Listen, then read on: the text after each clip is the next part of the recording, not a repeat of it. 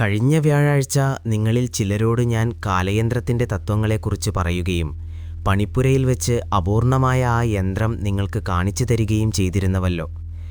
കാലപ്പഴക്കത്തിൻ്റെ ചെറിയ അടയാളങ്ങളോടെ അതിപ്പോൾ ഇവിടെയുണ്ട്. ആനക്കൊമ്പിൽ തീർത്ത ദണ്ടുകളിലൊന്ന് പൊട്ടിയിട്ടുണ്ട്. പിച്ചള കൈവരി വളഞ്ഞിട്ടുമുണ്ട്. എങ്കിലും ബാക്കിയെല്ലാം കുഴപ്പമില്ലാതെ ഇരിക്കുന്നു. വെള്ളിയാഴ്ച അത് പൂർത്തിയാക്കാൻ കഴിയുമെന്നാണ് ഞാൻ കരുതിയത്.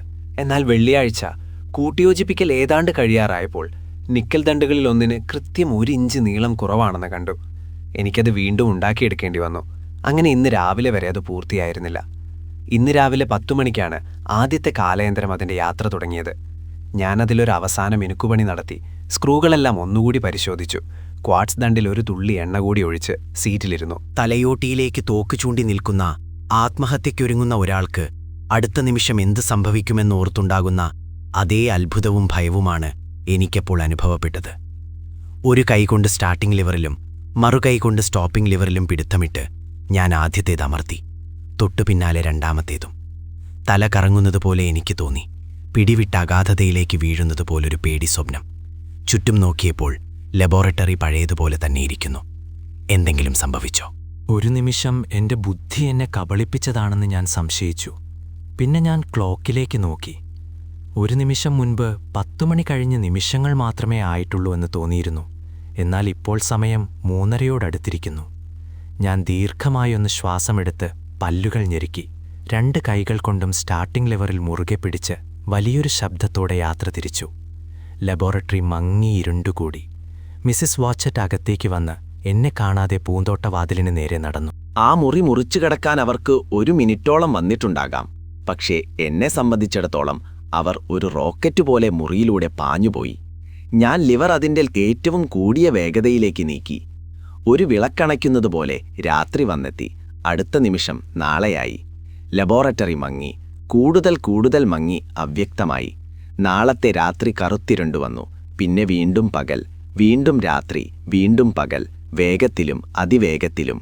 ചെവിയിലൊരു മൂളൽ നിറഞ്ഞു. വിചിത്രവും മൂകവുമായൊരാശയക്കുഴപ്പം എൻ്റെ മനസ്സിനെ ബാധിച്ചു. സമയയാത്രയുടെ ആ വിചിത്രമായ അനുഭൂതികൾ വാക്കുകൾ കൊണ്ട് വിവരിക്കാനാവുമെന്ന് എനിക്ക് തോന്നുന്നില്ല.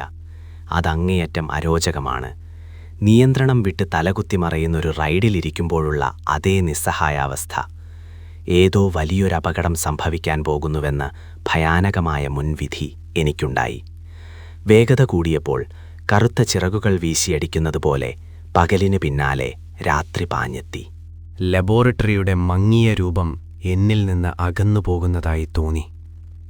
ഓരോ മിനിറ്റിലും ആകാശം ചാടിക്കടന്നുകൊണ്ട്, ഓരോ മിനിറ്റിലും ഓരോ ദിവസത്തെ അടയാളപ്പെടുത്തിക്കൊണ്ട് സൂര്യൻ ആകാശത്തിലൂടെ കുതിച്ചു പായുന്നത് ഞാൻ കണ്ടു.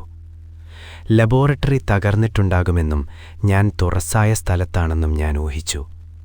കെട്ടിടങ്ങളുടെ അവശിഷ്ടങ്ങൾ പോലെ എന്തൊക്കെയോ കണ്ടെങ്കിലും ചലിക്കുന്ന ഒന്നിനെയും തിരിച്ചറിയാൻ കഴിയാത്തത്ര വേഗത്തിലായിരുന്നു ഞാൻ. ലോകത്തിലെ ഏറ്റവും വേഗത കുറഞ്ഞ ഒച്ചുപോലും എനിക്ക് കാണാൻ കഴിയാത്തത്ര വേഗത്തിൽ പാഞ്ഞുപോയി. ഇരുട്ടും വെളിച്ചവും ഇടവിട്ട് മിന്നിമറയുന്നത് കണ്ണിന് അസഹനീയമായ വേദന നൽകി. ഇടയ്ക്കിടെ വരുന്ന ഇരുട്ടിൽ ചന്ദ്രൻ അതിൻ്റെ ഘട്ടങ്ങളിലൂടെ അതിവേഗം കറങ്ങുന്നത് ഞാൻ കണ്ടു. നക്ഷത്രങ്ങൾ വട്ടം കറങ്ങുന്നതിൻ്റെ മങ്ങിയ കാഴ്ചയും. പിന്നീട് വേഗത കൂടിക്കൂടി വന്നപ്പോൾ രാപ്പകലുകളുടെ മിടിപ്പ് മാറി ഒന്നാകെ ചാരനിറമായി മാറി. ആകാശത്തിന് അത്ഭുതകരമായൊരു നീലനിറം കൈവന്നു. സന്ധ്യാസമയത്തെ ശോഭയുള്ള നിറം. ആകാശത്തുകൂടി പാഞ്ഞിരുന്ന സൂര്യൻ ഒരഗ്നിരേഖയായി ബഹിരാകാശത്ത് ജ്വലിച്ചു നിൽക്കുന്ന ഒരു കമാനമായി മാറി. ചന്ദ്രൻ മങ്ങിയതും ഇളങ്ങുന്നതുമായൊരു നാട പോലെയായി. നീലനിറത്തിൽ വല്ലപ്പോഴും മിന്നിമറയുന്ന തിളക്കമുള്ള വൃത്തങ്ങൾ ഒഴിച്ചാൽ നക്ഷത്രങ്ങളെ ഒന്നും കാണാനില്ലായിരുന്നു. ഭൂപ്രകൃതി മഞ്ഞിൽ പൊതിഞ്ഞതുപോലെ അവ്യക്തമായിരുന്നു. ഈ വീട് നിൽക്കുന്ന കുന്നിൻ ചെരുവിൽ തന്നെയായിരുന്നു അപ്പോഴും ഞാൻ. ചാരനിറത്തിൽ മങ്ങി ആ കുന്നെനിക്ക് മുകളിലായി ഉയർന്നു നിന്നു. മരങ്ങൾ നീരാവി പോലെ വളരുകയും മാറുകയും ചെയ്യുന്നത് ഞാൻ കണ്ടു. ഒരൊറ്റ നിമിഷത്തിൽ തവിട്ടുനിറം, പിന്നെ പച്ചനിറം. അവ വളർന്നു, പടർന്നു, വിറച്ചു, ഒടുവിൽ അപ്രത്യക്ഷമായി. കൂറ്റൻ കെട്ടിടങ്ങൾ മങ്ങിയ സൗന്ദര്യത്തോടെ ഉയർന്നു പൊങ്ങുന്നതും സ്വപ്നങ്ങൾ പോലെ മാഞ്ഞുപോകുന്നതും ഞാൻ കണ്ടു. ഭൂമിയുടെ ഉപരിതലം മുഴുവൻ എൻ്റെ കൺമുന്നിൽ ഉരുകിയൊലിക്കുന്നതുപോലെ തോന്നി. എൻ്റെ വേഗത കാണിക്കുന്ന ഡയലുകളിലെ ചെറിയ സൂചികൾ ഒരേ വേഗത്തിൽ കറങ്ങിക്കൊണ്ടിരുന്നു. സൂര്യൻ്റെ പാത അയനാന്തങ്ങളിൽ നിന്ന് അയനാന്തങ്ങളിലേക്ക്, 1 മിനിറ്റോ അതിൽ കുറവോ സമയത്തിനുള്ളിൽ മാറിമറിയുന്നതായും അതുകൊണ്ട് എൻ്റെ വേഗത മിനിറ്റിലൊരു വർഷത്തിലധികമാണെന്നും ഞാൻ മനസ്സിലാക്കി. ഓരോ മിനിറ്റിലും വെളുത്ത മഞ്ഞ് ലോകത്തെ മൂടുകയും അപ്രത്യക്ഷമാവുകയും ചെയ്തു. തൊട്ടുപിന്നാലെ വസന്തത്തിൻ്റെ ഹ്രസ്വമായ പച്ചപ്പ് മിന്നിമറഞ്ഞു. തുടക്കത്തിലുണ്ടായിരുന്ന അസ്വസ്ഥതകൾ ഇപ്പോൾ അത്ര തീവ്രമായിരുന്നില്ല. ഒടുവിൽ അതൊരുതരം ഉന്മാദതുല്യമായ ആവേശമായി മാറി. ഇതിനിടയിൽ യന്ത്രത്തിനൊരു വിചിത്രമായ ആട്ടം അനുഭവപ്പെടുന്നതായി ഞാൻ ശ്രദ്ധിച്ചു. പക്ഷേ അതിൻ്റെ കാരണം എനിക്ക് മനസ്സിലായില്ല. പക്ഷേ എൻ്റെ മനസ്സാകെ കുഴപ്പത്തിലായിരുന്നതുകൊണ്ട് ഞാനത് കാര്യമാക്കിയില്ല. ഭ്രാന്തമായൊരാവേശത്തോടെ ഞാൻ ഭാവി കാലത്തേക്ക് എടുത്തു ചാടി. ആദ്യം നിർത്തുന്നതിനെക്കുറിച്ച് ഞാൻ ചിന്തിച്ചതേയില്ല. പുതിയ അനുഭവങ്ങളെക്കുറിച്ചല്ലാതെ മറ്റൊന്നിനെക്കുറിച്ചും ചിന്തിച്ചില്ല. എന്നാൽ പെട്ടെന്ന് പുതിയൊരു കൂട്ടം ചിന്തകൾ എൻ്റെ മനസ്സിലുയർന്നു. ഒരുതരം കൗതുകവും അതോടൊപ്പം ഭയവും. ഒടുവിൽ അവയെന്നെ പൂർണ്ണമായും കീഴ്പ്പെടുത്തി. എൻ്റെ കൺമുന്നിൽ മിന്നിമറയുന്ന ഈ മങ്ങിയ ലോകത്തേക്ക് സൂക്ഷിച്ചു നോക്കുമ്പോൾ മനുഷ്യരാശിയുടെ വിചിത്രമായ എന്തെല്ലാം മാറ്റങ്ങളാകും, നമ്മുടെ പ്രാകൃത സംസ്കാരത്തിൽ നിന്ന് എന്തെല്ലാം അത്ഭുതകരമായ പുരോഗതികളാകും കാണാൻ കഴിയുക എന്ന് ഞാൻ ചിന്തിച്ചു. നമ്മുടെ കാലത്തെ ഏത് കെട്ടിടത്തെക്കാളും വലുതും ഗംഭീരവുമായ വാസ്തുവിദ്യകൾ എനിക്ക് ചുറ്റും ഉയരുന്നത് ഞാൻ കണ്ടു. പക്ഷേ അവ വെളിച്ചവും മഞ്ഞും കൊണ്ട് നിർമ്മിച്ചതുപോലെ തോന്നി. കുന്നിൻ ചെരിവിലൂടെ സമ്പന്നമായ പച്ചപ്പൊഴുകി കയറുന്നതും ശൈത്യകാലത്തിന്റെ തടസ്സമില്ലാതെ അവിടെ നിലനിൽക്കുന്നതും ഞാൻ കണ്ടു. എന്റെ ആശയക്കുഴപ്പത്തിനിടയിലും ഭൂമി അതീവ സുന്ദരിയായി തോന്നി. അങ്ങനെ യന്ത്രം നിർത്തുന്നതിനെക്കുറിച്ച് ഞാൻ ചിന്തിച്ചു തുടങ്ങി. ഞാൻ അല്ലെങ്കിൽ യന്ത്രം നിൽക്കുന്ന അതേ സ്ഥലത്ത് മറ്റൊരു വസ്തു ഉണ്ടെങ്കിൽ അത് വലിയൊരു അപകടമാണ്. കാലത്തിലൂടെ അതിവേഗത്തിൽ സഞ്ചരിക്കുമ്പോൾ ഇത് പ്രശ്നമായിരുന്നില്ല. ഞാൻ ഒരു തരത്തിൽ പറഞ്ഞാൽ നേർത്ത വായുരൂപത്തിലായിരുന്നു. ഇടയിലുള്ള വസ്തുക്കളുടെ വിടവുകളിലൂടെ നീരാവി പോലെ ഊർന്നിറങ്ങുകയായിരുന്നു. എന്നാൽ യന്ത്രം നിർത്തുമ്പോൾ എൻ്റെ ശരീരത്തിലെ ഓരോ തന്മാത്രയും അവിടെയുള്ള തടസ്സവുമായി കൂട്ടിയിടിക്കും. അത് വലിയൊരു രാസപ്രവർത്തനത്തിന്, ഒരുപക്ഷേ വൻ സ്ഫോടനത്തിന് കാരണമാവുകയും എന്നെയും എൻ്റെ യന്ത്രത്തെയും നാമാവശേഷമാക്കുകയും ചെയ്തേക്കാം. യന്ത്രം നിർമ്മിക്കുമ്പോൾ ഈ സാധ്യത പലതവണ എൻ്റെ മനസ്സിൽ വന്നിരുന്നു. പക്ഷേ അപ്പോഴൊക്കെ ഒഴിവാക്കാനാവാത്ത ഒരു അപകട സാധ്യതയായി, ഒരു മനുഷ്യൻ എടുത്തേ തീരൂ എന്നുള്ള ഒരു റിസ്ക്കായി ഞാനതിനെ സന്തോഷത്തോടെ സ്വീകരിച്ചു. ഇപ്പോൾ ആ അപകടം ഒഴിവാക്കാനാവാത്തതായി മുന്നിലെത്തിയപ്പോൾ പഴയ ആ ഉന്മേഷം എനിക്ക് തോന്നിയില്ല. സത്യമെന്തെന്നാൽ എല്ലാറ്റിനെയും തികഞ്ഞ അപരിചിതത്വം, യന്ത്രത്തിൻ്റെ അസുഖകരമായ കുലുക്കവും ആട്ടവും, എല്ലാറ്റിനുമുപരി നിലയില്ലാതെ വീഴുന്നു എന്ന ആ തോന്നൽ എൻ്റെ ഞരമ്പുകളെ വല്ലാതെ തളർത്തിയിരുന്നു. എനിക്ക് ഒരിക്കലും നിർത്താൻ കഴിയില്ലെന്ന് ഞാൻ എന്നോട് തന്നെ പറഞ്ഞു. ഒടുവിൽ ദേഷ്യം കൊണ്ട് വിറച്ച് ഉടൻ തന്നെ നിർത്താൻ ഞാൻ തീരുമാനിച്ചു. ക്ഷമകെട്ടൊരു വിഡ്ഢിയെപ്പോലെ ഞാൻ ലിവർ വലിച്ചു. നിയന്ത്രണം വിട്ട യന്ത്രം മറിഞ്ഞു. ഞാൻ വായുവിലൂടെ തെറിച്ചുപോയി. ചെവിയിൽ വലിയൊരു ഇടിമുഴക്കം കേട്ടു. ഒരു നിമിഷം ഞാൻ ബോധരഹിതനായി പോയിട്ടുണ്ടാകാം. നിർദ്ദയമായ ആലിപ്പഴം എനിക്ക് ചുറ്റും ചീറിപ്പെയ്യുന്നുണ്ടായിരുന്നു. മറിഞ്ഞുകിടക്കുന്ന യന്ത്രത്തിനു മുന്നിലെ മൃദുവായ പുൽത്തകിടിയിൽ ഞാൻ ഇരിക്കുകയായിരുന്നു. എല്ലാം ഇപ്പോഴും ചാരനിറത്തിൽ തന്നെ തോന്നി. എന്നാൽ ചെവിയിലുണ്ടായിരുന്ന ആ ഇരമ്പൽ മാറിയതായി ഞാൻ ശ്രദ്ധിച്ചു. ഞാൻ ചുറ്റും നോക്കി. റോഡോഡെൻഡ്രോൺ ചെടികളാൽ ചുറ്റപ്പെട്ട ഒരു പൂന്തോട്ടത്തിലെ ചെറിയ പുൽത്തകിടിയിലായിരുന്നു ഞാൻ. ആലിപ്പഴം വീണ് അവയുടെ വയലറ്റും പർപ്പിളും നിറമുള്ള പൂക്കൾ കൊഴിഞ്ഞു വീഴുന്നത് ഞാൻ കണ്ടു. തറയിൽ തട്ടിത്തെറിക്കുന്ന ആലിപ്പഴം യന്ത്രത്തിനു മുകളിൽ ഒരു ചെറിയ മേഘം പോലെ തങ്ങി നിൽക്കുകയും പുക പോലെ നിലത്തിലൂടെ ഒഴുകുകയും ചെയ്തു. ഒരു നിമിഷം കൊണ്ട് ഞാൻ നനഞ്ഞു കുതിർന്നു. നിങ്ങളെ കാണാൻ എണ്ണമറ്റ വർഷങ്ങൾ സഞ്ചരിച്ചെത്തിയ ഒരാൾക്ക് നൽകുന്ന മികച്ച സ്വീകരണം തന്നെ, ഞാൻ പറഞ്ഞു. നനഞ്ഞതിനെക്കുറിച്ചോർത്തപ്പോൾ ഞാൻ എത്ര വിഡ്ഢിയാണെന്നെനിക്ക് തോന്നി. ഞാൻ എഴുന്നേറ്റ് ചുറ്റും നോക്കി. മങ്ങിയ മഴയ്ക്കിടയിലൂടെ റോഡോഡെൻഡ്രോൺ ചെടികൾക്കപ്പുറം വെണ്ണക്കല്ലിൽ കൊത്തിയെടുത്തതെന്ന് തോന്നിക്കുന്ന ഒരു കൂറ്റൻ രൂപം അവ്യക്തമായി ഉയർന്നു നിൽക്കുന്നത് കണ്ടു. ലോകത്തിലെ മറ്റൊന്നും കാണാനുണ്ടായിരുന്നില്ല. എൻ്റെ വികാരങ്ങൾ വിവരിക്കുക ബുദ്ധിമുട്ടാണ്. ആലിപ്പഴത്തിൻ്റെ വർഷം കുറഞ്ഞപ്പോൾ ആ വെളുത്ത രൂപം എനിക്ക് കൂടുതൽ വ്യക്തമായി കണ്ടു. അതൊരു വലിയ രൂപമായിരുന്നു.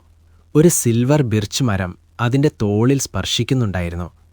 വെളുത്ത മാർബിളിൽ തീർത്ത ചിറകുള്ള സ്ഫിങ്സിനെ ഓൺവിപ്പിക്കുന്ന രൂപം. എന്നാൽ ചിറകുകൾ വശങ്ങളിൽ ഒതുക്കി വയ്ക്കുന്നതിന് പകരം വിരിച്ചു പിടിച്ചിരുന്നു. അതുകൊണ്ടത് അന്തരീക്ഷത്തിൽ തങ്ങി നിൽക്കുന്നത് പോലെ തോന്നി. വെങ്കലം കൊണ്ട് നിർമ്മിച്ച അതിൻ്റെ പീഠത്തിൽ പച്ച നിറം പിടിച്ചിരുന്നു. യാദൃശ്ചികമെന്നോണം അതിൻ്റെ മുഖം എൻ്റെ നേരെയായിരുന്നു. കാഴ്ചയില്ലാത്ത ആ കണ്ണുകൾ എന്നെ ഉറ്റുനോക്കുന്നതുപോലെ തോന്നി. ചുണ്ടുകളിൽ മങ്ങിയ ഒരു പുഞ്ചിരിയുടെ നിഴലുണ്ടായിരുന്നു. കാലപ്പഴക്കം കൊണ്ട് അതിന് തേയ്മാനം സംഭവിച്ചിരുന്നു. അതെന്തോ രോഗം ബാധിച്ചതുപോലെയുള്ള അസുഖകരമായ ഒരു തോന്നലുണ്ടാക്കി. അരമിനിറ്റോ അതോ അരമണിക്കൂറോ, എത്ര നേരമെന്നില്ലാതെ ഞാൻ അതിനെ നോക്കി നിന്നു. മഴയുടെ കട്ടി കൂടുകയും കുറയുകയും ചെയ്യുന്നതിനനുസരിച്ച് അത് മുന്നോട്ട് വരികയും പിന്നോട്ട് പോവുകയും ചെയ്യുന്നതായി തോന്നി. ഒടുവിൽ ഞാൻ കണ്ണുകൾ പിൻവലിച്ചു. മഴയുടെ തിരശീല നീങ്ങിയെന്നും ആകാശത്ത് സൂര്യൻ വരുമെന്ന സൂചനയുണ്ടെന്നും കണ്ടു. കുന്തിച്ചിരിക്കുന്ന ആ വെളുത്ത രൂപത്തിലേക്ക് ഞാൻ വീണ്ടും നോക്കി. എൻ്റെ യാത്രയുടെ സാഹസികതയുടെ പൂർണ്ണരൂപം പെട്ടെന്നെനിക്ക് ബോധ്യമായി. ആ മങ്ങിയ തിരശീല പൂർണ്ണമായും മാറിയാൽ എന്താകും പ്രത്യക്ഷപ്പെടുക? മനുഷ്യർക്ക് എന്ത് സംഭവിച്ചിട്ടുണ്ടാകാം? ക്രൂരത ഒരു പൊതുവികാരമായി മാറിയിട്ടുണ്ടാകുമോ? ഈ ഇടവേളയിൽ മനുഷ്യർക്ക് പൗരുഷം നഷ്ടപ്പെടുകയും അവർ മനുഷ്യത്വമില്ലാത്ത, സഹാനുഭൂതിയില്ലാത്ത, അത്യന്തം ശക്തരായ എന്തോ ഒന്നായി പരിണമിച്ചിട്ടുണ്ടാകുമോ? ഞാനൊരു പക്ഷേ അവർക്ക് പഴഞ്ചൻ ലോകത്തെ ഒരു വന്യമൃഗമായി, നമ്മുടെ സാമ്യം കാരണം കൂടുതൽ ഭയാനകവും വെറുപ്പുളവാക്കുന്നതുമായ ഒരു ജീവിയായി, ഉടൻ കൊല്ലപ്പെടേണ്ട ഒരു നീചജന്തുവായി തോന്നിയേക്കാം. അപ്പോഴേക്കും മറ്റു കൂറ്റൻ രൂപങ്ങൾ, സങ്കീർണമായ കൈവരികളും ഉയരമുള്ള തൂണുകളുമുള്ള വലിയ കെട്ടിടങ്ങൾ ഞാൻ കണ്ടു തുടങ്ങി. കാടുപിടിച്ച ഒരു കുന്നിൻചെരിവ് മങ്ങിക്കൊണ്ട് എൻ്റെ നേരെ വരുന്നതായും തോന്നി. ഒരു ഭീതി എന്നെ പിടികൂടി. ഞാൻ വെപ്രാളത്തോടെ കാലയന്ത്രത്തിന് നേരെ തിരിഞ്ഞ് അത് ശരിയാക്കാൻ ശ്രമിച്ചു. അപ്പോഴേക്കും ഇടിമഴയെ കീറി മുറിച്ചുകൊണ്ട് സൂര്യരശ്മികൾ പതിച്ചു. ചാരനിറത്തിലുള്ള മഴ മാറി ഒരു പ്രേതത്തിൻ്റെ വസ്ത്രം പോലെ അത് അപ്രത്യക്ഷമായി. എനിക്ക് മുകളിൽ വേനൽക്കാലത്തെ നീല ആകാശത്തിൽ മേഘങ്ങളുടെ ചില മങ്ങിയ തവിട്ടുനിറം മാത്രം അവശേഷിച്ചു. എനിക്ക് ചുറ്റുമുള്ള വലിയ കെട്ടിടങ്ങൾ വ്യക്തമായി തെളിഞ്ഞു. മഴ നനവിൽ അവ തിളങ്ങി. ഉരുകാത്ത ആലിപ്പഴങ്ങൾ അവയുടെ വശങ്ങളിൽ വെളുത്ത വരകൾ തീർത്തിരുന്നു. വിചിത്രമായ ഒരു ലോകത്തിൽ നഗ്നനായി നിൽക്കുന്നതുപോലെ എനിക്ക് തോന്നി. പരുന്തു മുകളിൽ വട്ടമിട്ടു പറക്കുന്നുണ്ടെന്നും ഏതു നിമിഷവും റാഞ്ചുമെന്നും അറിയാവുന്ന തെളിഞ്ഞ ആകാശത്തിൽ പറക്കുന്ന ഒരു പക്ഷിയുടെ അവസ്ഥ. എന്റെ ഭയം ഭ്രാന്തമായി മാറി. ഞാനൊന്ന് ശ്വാസമെടുത്ത് പല്ലുകൾ ഞെരുക്കി.